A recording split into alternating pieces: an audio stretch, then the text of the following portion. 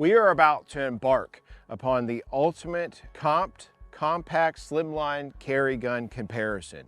Starting off with the Shield X carry comp, the Canik MC9 Prime, Shadow Systems CR920XP, Springfield Hellcat Pro Comp, and a SIG X Macro Comp. Right now, get down in that comment section and tell me which one of these pistols you think is the best, and at the end of the video, I'll ask you which one was the best. Let's get started. With all of these guns, in chronological order, the SIG came out first, then the Pro Comp, then the Shadow Systems, then the Canik, and then finally the Shield X. As time progressed, I kind of noticed that some of these pistols either did things a little bit better, or some of them didn't really improve upon what they should have done. And I'll tell you right out of the gate, although this pistol is the newest, the Shield X Carry Comp, and we did just film a review of it, it's a good shooting gun. But what I'll tell you is it does have some shortcomings that I don't think it should have considering its competition. Starting off, we're going to cover how they feel in your hand, the shootability of them. We're not going to cover accuracy because that's a pile of bullshit when you're shooting pistols. Most shooters cannot outshoot their guns, especially shooting ammunition. We're going to cover magazine capacity, we'll cover the features coming in the box, we'll cover optics cuts. So all the things you've seen on previous comparison videos. Every single one of these guns comes with 2 mags out of the box. That is no different. Every single one of these, with the exception of one of them, has a magazine capacity that is less than 15 rounds. The Shield X ships with a 13 round mag and a somewhat extended mag, but it has a sleeve that's 15 rounds. The pistol itself, though, on the overall grip profile is not any shorter than like a Hellcat, which holds a 15 and a 17 round mag. It's not any shorter than the 15 round Shadow Systems, and it's not any shorter than the 17 round Canik. The SIG itself, not any shorter than that either, right? And that's probably the best example with these, because this is the first edition, right? And you look at the overall length, yes, this has that mag well, but when you look at the back strap and the grips on these, and you go from like the top of the slide to the bottom of the mag well or the grip, they're not any different. So that's something to really take note of with the all new Shield X carry comp. So when this pistol came out, we were excited to try it and shoot it, but immediately I was able to recognize some shortcomings. So it comes with a 13 round and a 15 versus like 2 17s to a 15 and a 17, 2 15s, 2 17 round mags, and then you get a 13 and a 15. So if you're worried about capacity, the Shield X is not for you. Grip, circumference between all these pistols is relatively the same. To sit here and argue about the circumference of the grip and say one's bigger or smaller than the rest of them, they're just really not. The slide is the chunkiest on your Canik, but like this pistol having the chunkiest slide, when you really put these 2 grips side by side, there's not a huge difference between those two. Add in the Shadow Systems, which is probably one of the slimmest, and then take your Hellcat, which is actually one of the fatter ones, right? And then finally, so we can get these all lined up for you, is you have your SIG. And now the SIG is also another one that's probably the largest. So the SIG has the largest in the overall, let's say, grip circumference. But then the Shield is probably the smallest, which then you include the Shadow Systems, then the Hellcat, and the Canik, right? So if you order them, the fattest is the SIG, second fattest is your Canik, then the Hellcat, then the Shadow Systems, and then the Shield. How they feel in your hand. The best feeling in your hand, should be no surprise, is going to be the SIG. With that being said, when you line these up, right, like this is what we're talking about, like in the overall height and length and all that stuff, you'll notice like this one has a mag well and so does this one. Look how like short like the Shadow Systems is, okay? And of course you have your red dots and all that type of stuff, but like your slide, like actual height on the Shadow Systems and the Hellcat is the shortest, and that's also why you're seeing that those two are the shortest in overall like length from, let's say, red dot to bottom of the mag well. Now, how do these all shoot? We'll show you that. Which one has the best trigger? Well, that is obvious, and there is no disputing that the Canik MC9 Prime has the best trigger. It'll be all right, okay? This pistol has the absolute best trigger of the bunch. It has a very smooth and clear and perfect take up to a clear and defined wall that breaks at roughly 3 pounds. I made the video, mentioned in the video, for some folks, it may be too light. For me, It is absolutely the best trigger without a fraction of the doubt. And then the second best trigger is the all new Shield X Carry Comp. It feels good in the video. You know, you have that little bit of like a gritty take up as it breaks that trigger shoe, and then you hit a wall, it's clear and defined with a little bit of creep, and then it breaks. And it's very, very good. The next best trigger, I would say, and not out of the box, okay? You buy one of the Shadow System CR series pistols, the triggers will not be better than any of these out of the box. But this pistol, as it's broken in, because this was the one I carried for a long time, the CR920 XP, this trigger itself breaks crisp and pretty darn clean, especially for a Glock trigger at about roughly 4 to 4.5 pounds. And it is a very nice trigger, but you do have to break them in. So if we're gonna go for out of the box feel, underneath these two, then I'm going to tell you that the SIG X Macro trigger is my next favorite. So the third best trigger out of the box is going to be the SIG trigger. It feels like it kind of has a little bit of sponge, but how it performs on the range and how you shoot it is a nice overall feel. And then you have the Hellcat. The Hellcat itself has probably the heaviest trigger, and they come in at like 5.5 to almost 6 pounds when you put it on the scale. And so, you know, the shoe itself feels good. You do get a little bit of bite on the bottom of the shoe where it meets the actual trigger itself. And so that blade, it hits, and then when you pull the trigger, it will actually pinch you a touch depending on how much you're shooting this gun. Magazine release and how the guns, let's say, eject magazines is important, especially if you're doing reloads. Here's the SIG X Macro, right? We'll just hold them at a relatively same thing. We'll plunge them out. And then here's one here for the Hellcat. It's your 15 rounder. So good, drops nice and free. Here's the Shadow Systems. The Shadow Systems, as you know, I do like them. However, I will tell you the magazine release and how they release is my least favorite. So the mags come out nice and slow. That's pretty normal for those. And then here is your Smith & Wesson. We'll use the 13 rounder. On the Smith & Wesson, I must break my grip in order to make the magazine drop freely. If I don't do it, okay, right now I'm not breaking my grip, right? If I release my bottom pinky, it drops nice and free. However, I have to do that on this pistol to do it. Even though when you look at it and how it's designed, this isn't really any shorter from top to bottom. So make mention of that as we go about this review. Now the Canik. I mean, the Canik, they really got shit right. I mean, that thing, the button, the release, and how this pistol feels in your hand is just like what you would expect on some of the larger Caniks. And they did a really, really nice job with this gun. I think they did a phenomenal job, to be fair. However, we've covered a lot. The trigger, the grip circumference, how the mags go in and out of the gun, the total width of them and everything like that. Concealability with these pistols, to argue about concealing one is worse or better than the other one, with the exception of like these two because they have these larger mag wells. This is factory, this is the Radian one, so, but like if you were to have that Radian, I will tell you that adding these mag wells to these two guns does make them less concealable. But without the mag wells on these guns, you could take them off, and to argue concealability amongst these pistols is splitting hairs. You're not gaining anything or losing anything amongst concealability with all of them. Now, slide length, this is probably the longest, but it's also the only pistol that has an actual compensator. The rest of them either have a double port like the SIG, a tri-port like the Canik, a single chunk port, and a single chunk port. And this one has a real life, full-size compensator on it. I will also tell you, before we shoot these, flattest shooting pistol of the bunch. I won't say it's necessarily the best shooting, because there are some other ones that I like how they shoot a lot, but I'll tell you, without shooting it, this one, it does really well. Now, optics cuts on all of these, they're all good. I think they're all perfect. You'll notice we have a number of Vortex ones. I got a SIG dot, I got the piece of shit RMSC dot on here, but for the most part, you know, footprint wise, they're all relatively the same, and they're all gonna fit really darn well in regards to running a good carry size red dot. So let's shoot these things and see how they perform side by side. We'll shoot a few mags. We'll let you guys see which one shoots the flattest, right? And then which one overall is our top pick amongst all of these. And I will preface that with telling you, I think they're all fantastic guns. I don't think a single one of these pistols will you actually go wrong with. Is there a better one of the bunch? Absolutely. Is there a bad one? Not at all. So let's shoot them. Okay, before we begin, a couple disclaimers. All the guns are unloaded, so when I pick them up off the tailgate, for the safety queens out there, I'm gonna pick them up. They're gonna be unloaded. I will not be flagging my cameraman. He'll be just safe back there. We'll load one up. We're gonna shoot one mag each when the gun goes dry. We'll leave it at slide lock, place it back, and go on to the next one. We're gonna start off with the newest pistol of the bunch.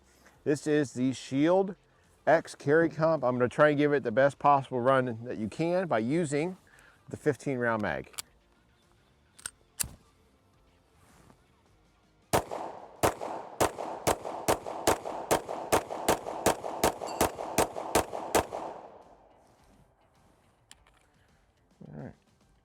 So it feels pretty good overall. I do like how the grip bites into my hand. I do wish on this pistol though that they had a little bit more texture in here. The next one that we're going to shoot the Springfield Hellcat. With the Hellcat here, we'll do the 15 round mag.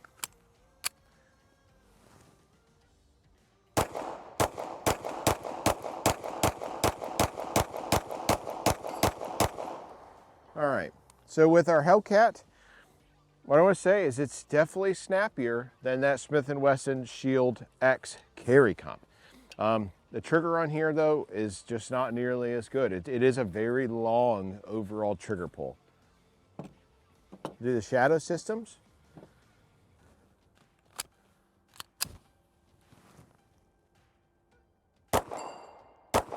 Oh my God, it's like recoil just disappears with this sucker. Well, that's no bueno. Malfunction in there.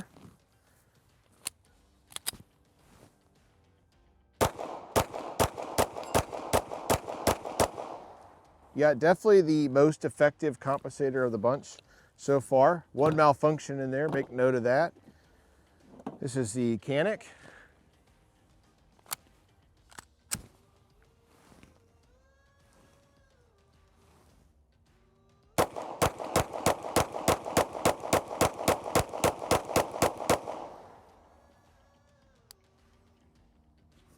Shoots pretty nice, shoots pretty nice.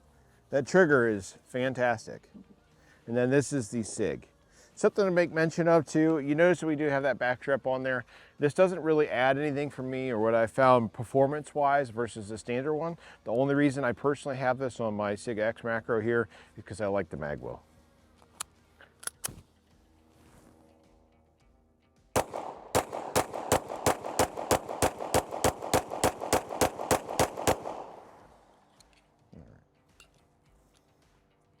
Okay, the SIG P365 XL. Performance-wise, based off the compensators on them, which one of them is the most effective? Without a fraction of a doubt, it's the Shadow System CR920 XP. Now, real quick, a quick disclaimer. If I wanted to really hurt your feelings, you could always just get this and build this with the Radian, and it'd probably shoot better than the rest of these. Okay, nothing else. Okay, but besides that, the Shadow Systems performance-wise and how the comp actually performs versus all these is the best, without a fraction of a doubt. However, if you didn't notice, I did have a malfunction in there. So, and it was a failure to feed. The gun's dirty, but I'm not really going to give that any slack. The Canik MC9 Prime may not have the best ports, but how this pistol shot and how it performed downrange when I'm shooting it is probably the best feeling. I really like how the trigger is. I really like how it shoots. It just feels like you can really shoot it faster than the rest of the pistols. Now, outside of that, this pistol does feel that way as well. Now, what I should say about that, between the SIG and the Canik, is that the grip circumference is a little bit larger than the rest of them. Not a lot. Again, a negligible difference when you're carrying the guns because I've carried almost all of these. But what I'll tell you is how it feels. It's probably the best. So what I would tell you is out of the gate, for me personally, how I would rank these for our first mag run through these guns. Number 1, number 2,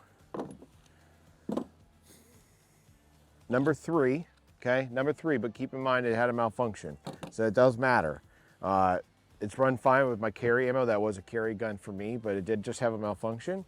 Number 4 and number 5. So we'll shoot some more mags real quick before we do that. Come up here and take a look at the target. This was a clean target at 10 yards.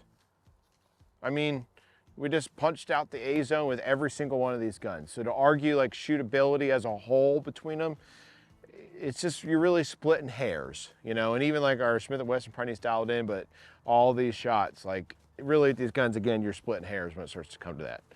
Round 2. We'll start off with the Canik MC9 Prime.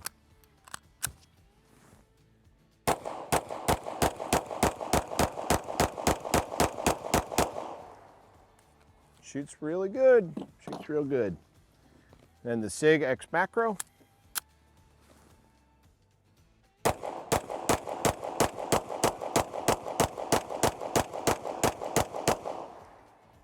Shoots very well. And the Shadow Systems.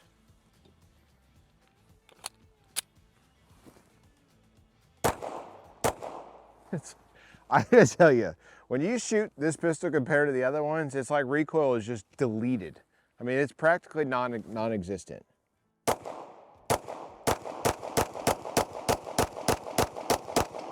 The dot really does not move whatsoever on this pistol. It does shoot really, really well. Although, like I'll tell you, like I did start to give myself a little bit of slide bite there on my firing hand. So we'll shoot the shield.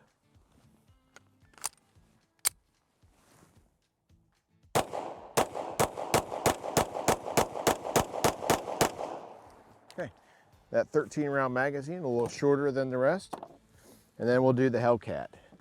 Hellcat, this is the larger mag here, but as you'll notice, it fits well in the hand.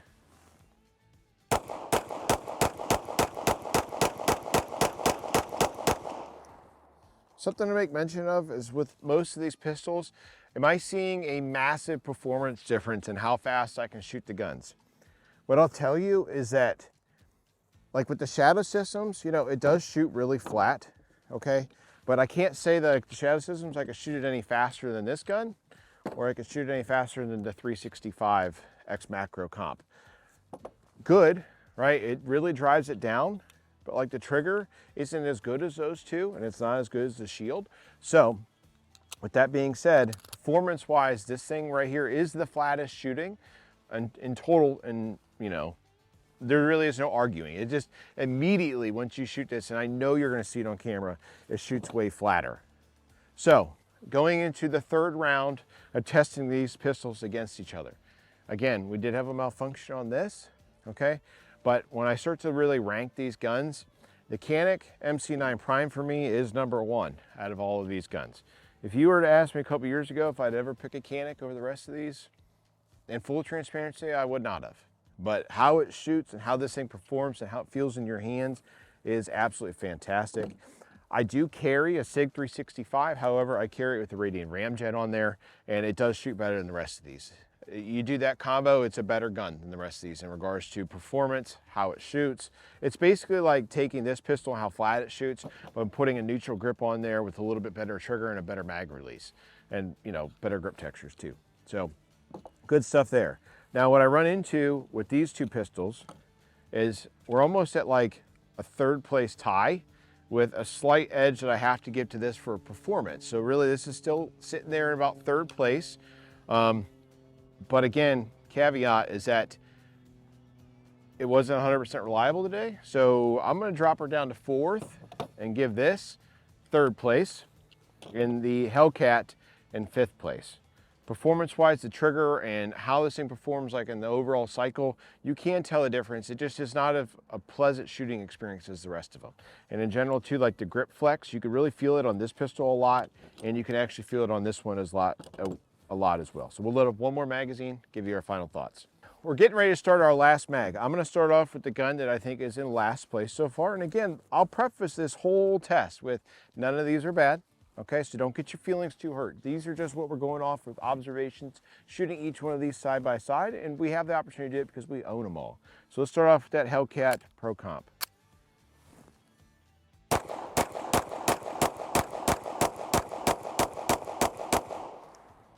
Okay. We'll go to the Shadow Systems.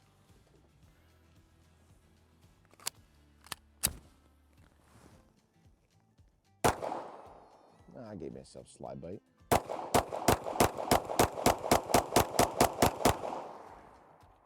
Okay, really, really flat shooting. The Shield X Carry Comp.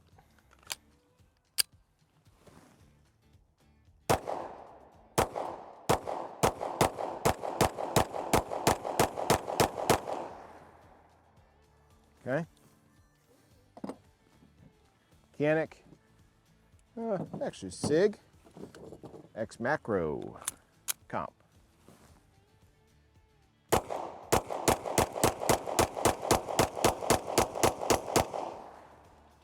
okay?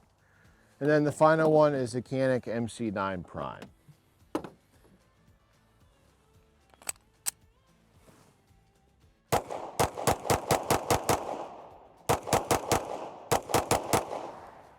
Winner.